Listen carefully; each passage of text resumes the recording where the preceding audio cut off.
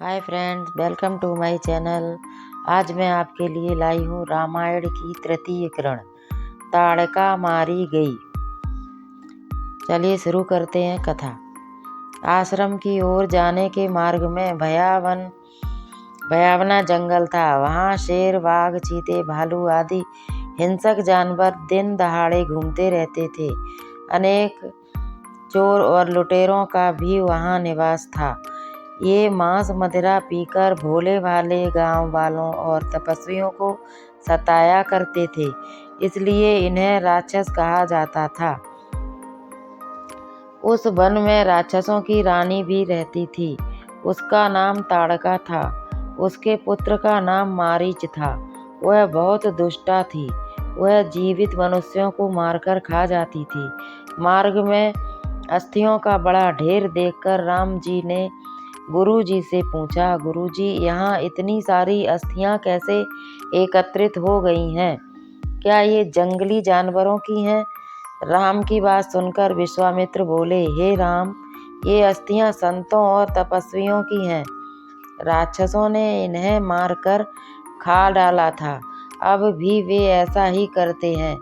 गुरु का उत्तर सुनकर राम ने पूछा, तब लोग इन राक्षसों का सामना क्यों नहीं करते?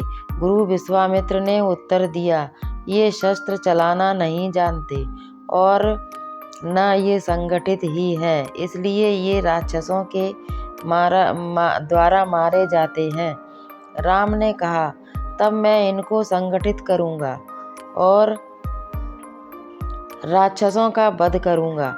गुरु विश्वामित्र ने सिद्धाश्रम पहुंचकर श्री राम और लक्ष्मण जी को शस्त्र विद्या में पूर्ण बनाया और उन्होंने शास्त्र की भी शिक्षा दी। एक दिन की बात है, महर्षि विश्वामित्र यज्ञ कर रहे थे। आश्रमवासी प्रार्थना कर रहे थे कि अचानक आकाश से धूल, पत्थर और हड्डियों की वर्षा होने लगी। ताड़का ने राक्षसों की सेना लेकर आश्रम पर आक्रमण कर दिया था। यज्ञ विध्वंस हो गया। राम को यह देखकर बहुत क्रोध आया। उन्होंने अपना धनुष उठाकर राक्षसों पर तीरों की वर्षा कर दी।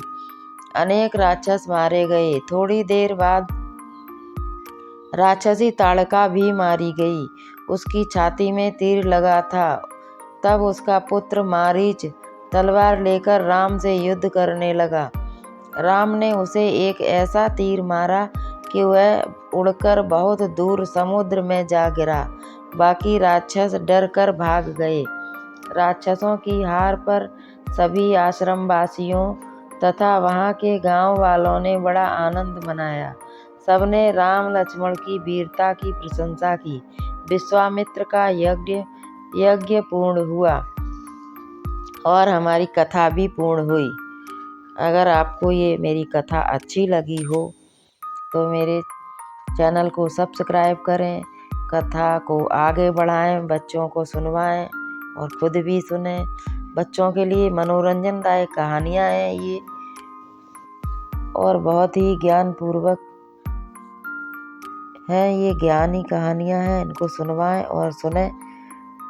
बच्चे संस्कारी बनेंगे इन्हें सुन के।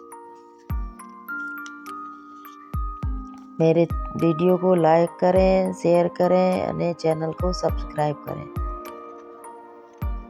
जय श्री कृष्ण।